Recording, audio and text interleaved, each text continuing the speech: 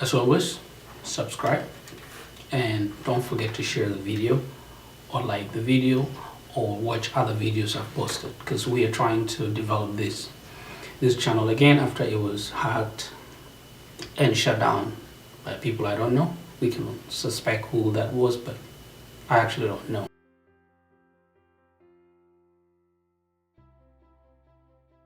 On April 7th, 2021, former Assistant Secretary of State for African Affairs Herman Cohen wrote this on his Twitter account, quote, "South Sudan has been a failed state since birth.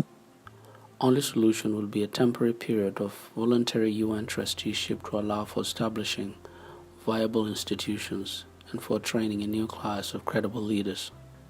Unquote. But as always, South Sudanese responded with anger, contempt, and dismissiveness.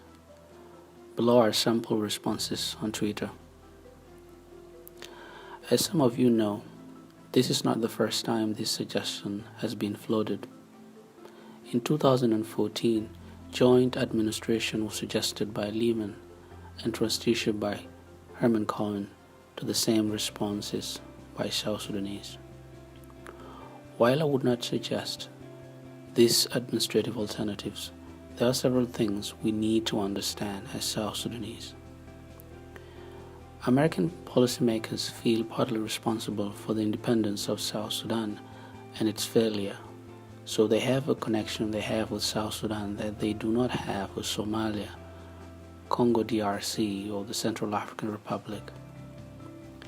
Since President George W. Bush signed the Sudan Peace Act on October 21, 2002, and declared what the Sudanese government was doing to the people of South Sudan as a genocide, the American government and people have felt responsible, wrongly or rightly, for the well-being of South Sudanese people.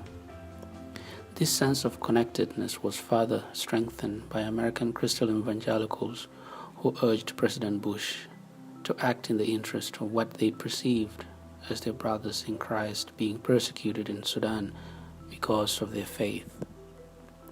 This would continue throughout the comprehensive peace agreement negotiation and the interim period.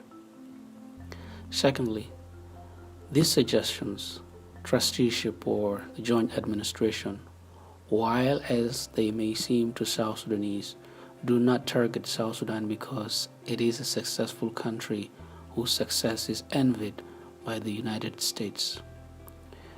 These suggestions target South Sudan because its leaders have failed in state building and let down the citizens who have suffered for more than 70 years of religious and imperial oppression. As long as South Sudan continues in the same sordid and dictatorial trajectory, suggestions like trusteeship and joint administration will continue cropping up.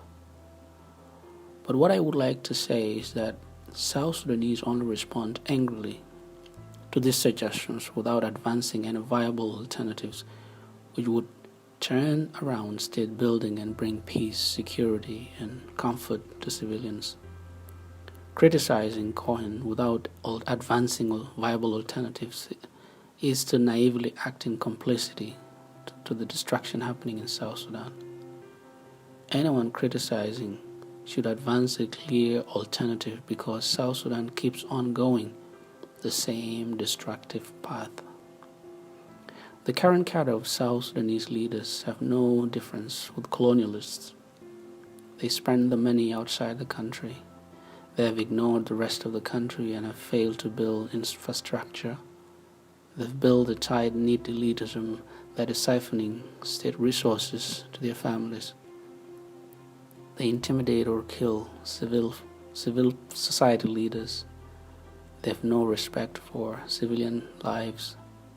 They have no respect for the Constitution or the rule of law. Anyone who has read a book on colonialism knows that the above warring list epitomizes colonialism par excellence. How much disrespectful is that to the sovereignty of South Sudanese and the lives lost during more than 70 years of liberation struggle? Let us condemn wild suggestions, But let us also be self-critical.